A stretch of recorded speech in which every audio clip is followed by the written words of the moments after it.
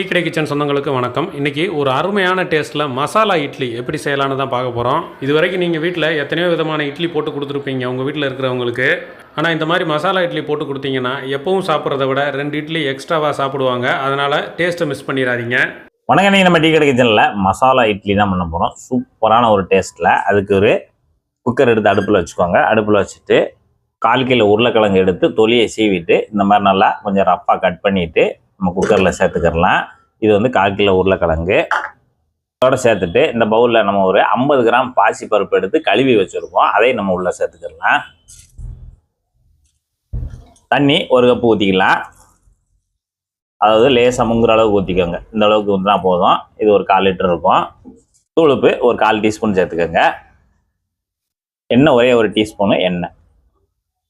ஒரு வாட்டி நல்லா கலந்து விட்டுருங்க. கலந்து விட்டுட்டு குக்கர் மூடி போட்டுக்கலாம். இப்போ அடுப்பத்தை வச்சுட்டு ஒரு 3 விசில் விட்டு நல்லா குழைய வேக வச்சு எடுத்துக்குவோம். இப்போ 3 விசில் அடிச்சிருச்சு. 3 விசில் அடித்து கேஸ் வந்து தன்னால் ரிலீஸ் ஆன பிறகு திறந்துடலாம். பருப்பும் உருளைக்கிழங்கு நல்லா குழஞ்சி வந்திருக்கு. தண்ணி பார்த்தீங்கன்னா லேசான தண்ணி தான் இருக்குது. அது அப்படியே இருக்கட்டும்.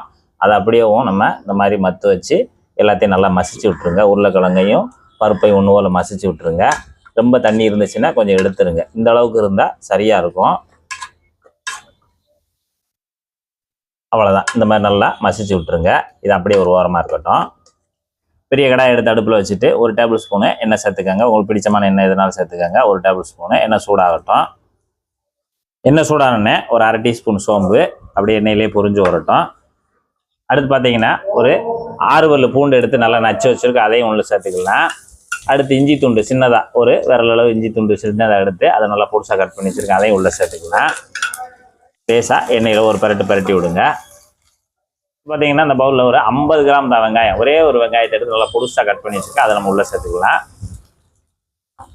சேர்த்துட்டு அதையும் ஒரு பரட்டி விட்டுருங்க. காரத்துக்கு 3 பச்சை மிளகாய் நல்லா பொடிசாக கட் பண்ணி வச்சுருக்கேன். அதையும் உள்ளே சேர்த்துருங்க. கருவேப்பிலை ஒரு கொத்து உருவி உள்ளே சேர்த்துடலாம். மஞ்சள் தூள் ஒரு 1/4 டீஸ்பூனு, ஒரு 1/2 டீஸ்பூனு கரம் மசாலா.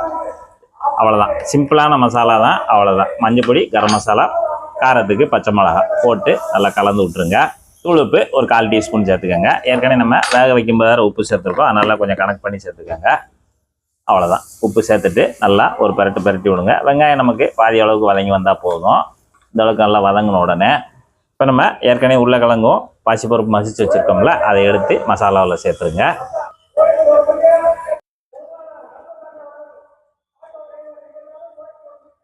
சேர்த்துட்டு மசாலாவோட நல்லா பரட்டி விடுங்க. மசாலாவில் போட்டு நல்லா பரட்டி கொடுங்க.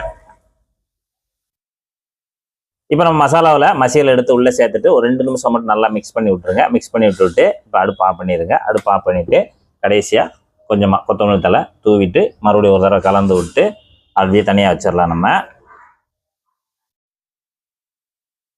அடுத்து சின்னதாக ஒரு பேன் எடுத்து அடுப்பில் வச்சுட்டு அடுப்பத்தை வச்சு பேன் சூடாகிட்டு இருக்கு. சூடாகிட்டு நேரத்தில் இதில் 2 கப் ரவை சேர்க்குறோம். ரவை வந்து நம்ம சாதாரணமாக கடையில் வாங்குற பாக்கெட் ரவை தான். 2 கப்பு மெஷர்மெண்ட்டில் 2 கப்பு ரவையை சேர்த்துட்டோம். இதை லேசாக மிதமான தீயில் வச்சு நம்ம ஒரு 3 நிமிஷம் இதை வறுத்துக்கிறணும். நல்லா சூடு பறக்க இந்த ரவையை வறுத்து எடுத்துக்கலாம். ரவை பார்த்தீங்கன்னா நல்லா 3 நிமிஷம் நல்லா சூடு பறக்க நல்லா வறுத்தாச்சு. இப்போ நம்ம இதை ஸ்டவ் ஆஃப் பண்ணிவிட்டு இப்போ இந்த மாதிரி ஒரு மிக்சிங் பவுல் பெருசாக எடுத்துகிட்டு நம்ம ஏற்கனவே வறுத்து வச்சுருக்கக்கூடிய ரவையை இதில் சேர்த்துக்கலாம். அந்த சூடான ரவையை இதில் சேர்த்துருங்க. ரவையை சேர்த்துட்டு அதுக்கு பின்னாடியேவும் ஒரு 300 ml நல்லா தயிர், கெட்டி தயிராக உள்ளே சேர்த்து விட்ருங்க. 300 ml சேர்த்துக்கோங்க.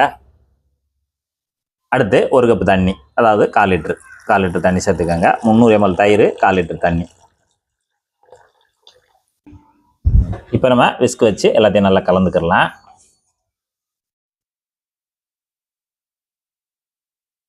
நல்லா ஒரு தடவை கலந்து விட்டுருங்க. இந்த மாதிரி கலந்து விட்டுட்டு உப்பு, தூளுப்பு ஒரு 1/2 டீஸ்பூன் இதுக்கு தேவையான அளவு இதில் சேர்த்துட்டு மறுபடியும் நல்லா மிக்ஸ் பண்ணி விட்ருங்க.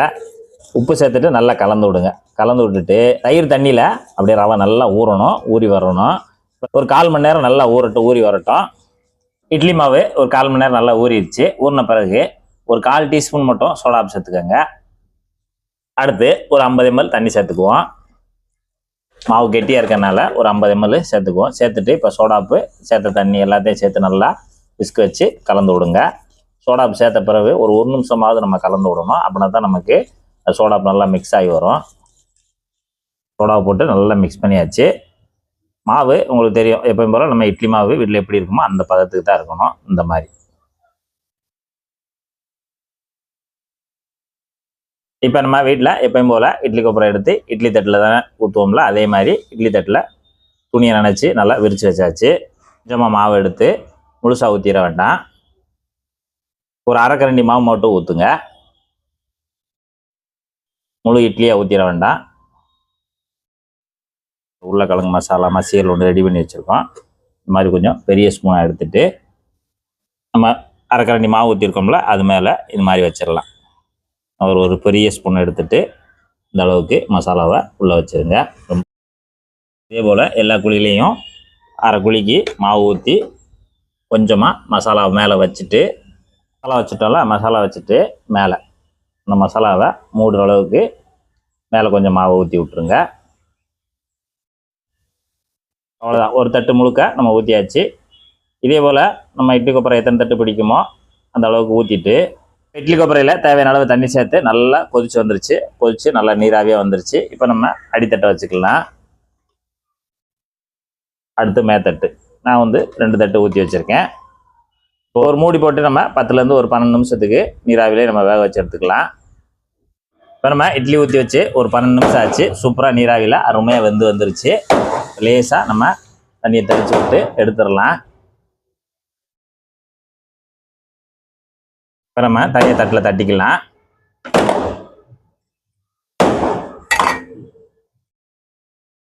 இப்போ நம்ம அப்படியே துணி எடுத்துடலாம்.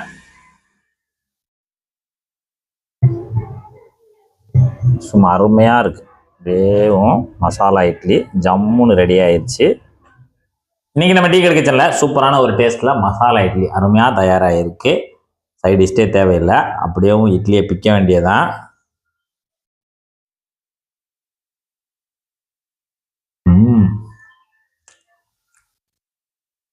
அருமையாக இருக்கு. நம்ம வீட்டில் மாவாட்டி வைப்போம்ல அந்த அளவுக்கு அருமையாக இருக்குது. ரவையை வச்சு பண்ணியிருக்கோம், சூப்பராக இருக்குது. இந்த மசாலா, இந்த உருளைக்கிழங்கோட டேஸ்ட்டு, அந்த பாசிப்பருப்போட டேஸ்ட்டு சூப்பராக இருக்குது. சிம்பிளான மசாலா இருந்தால் சிறப்பாக இருக்குது, அதில் அருமையாக இருக்குது. நீங்கள் ஒரு மசாலா இட்லி செய்யணும்னு நினச்சிங்கன்னா இதே மெத்தடில் செய்யுங்க, சூப்பராக இருக்கும். சரி, சாப்பிட்டு பார்த்து எப்படி வந்துன்றதை மறக்காமல் கமெண்ட்டில் சொல்லுங்கள். நன்றி, வணக்கம்.